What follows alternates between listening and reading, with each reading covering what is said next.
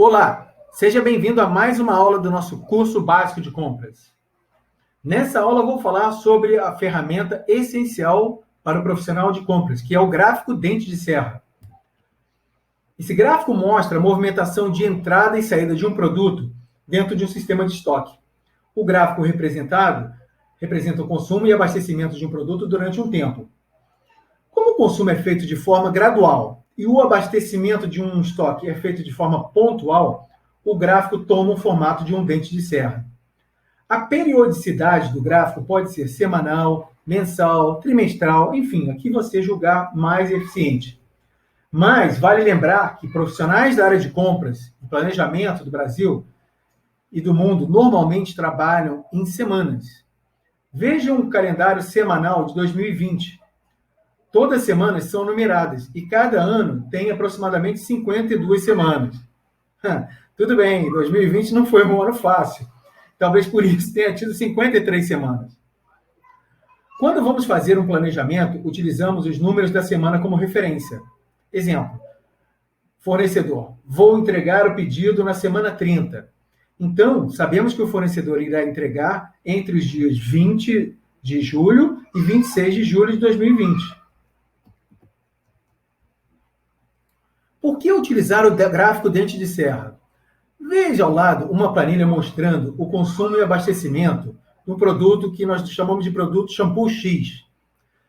Vemos apenas uma lista com números frios, que olhando para eles, não nos dizem muito. O gráfico ao lado representa exatamente os dados da tabela anterior. Fazer uma análise agora tornou-se mais fácil e intuitivo. Na semana 1, o estoque estava em 1.150 unidades de shampoo X e foi sendo consumido semana após semana, até chegarmos na semana 7, quando o pedido com 1.000 shampoos X chegou ao estoque, elevando o saldo para 1.281 unidades.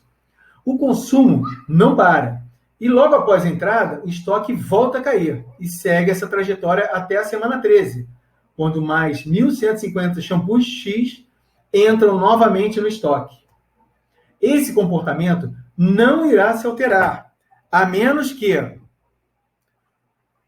não exista alguma dessas alterações ao longo do tempo, ou seja, alteração de consumo. E se isso ocorrer, teremos alteração no formato do dente. E nós, compradores, precisamos ajustar nossos parâmetros de controle de estoque. Um atraso na colocação de uma ordem de compra levará a um atraso na chegada do abastecimento, e isso pode gerar uma ruptura no atendimento da produção. O fornecedor pode atrasar a entrega do produto e gerar estoque negativo, ou seja, ruptura de abastecimento. O fornecedor também pode entregar produtos fora de especificação. Exemplo, vazamento de shampoo, características químicas diferentes daquelas acordadas. Enfim, uma série de detalhes que a controle de qualidade poderá detectar e impedir a entrada desse lote no estoque, que também poderá causar ruptura no abastecimento. O gráfico ao lado mostra uma situação de estoque negativo, possivelmente por conta de alguns dos problemas mencionados no slide anterior, e que tem afetado a entrega, causando ruptura no abastecimento. Esse outro gráfico refere-se à quantidade mínima de material que deve ser mantido em estoque pela empresa. O objetivo de se trabalhar com estoque mínimo é reduzir as chances de desabastecimento.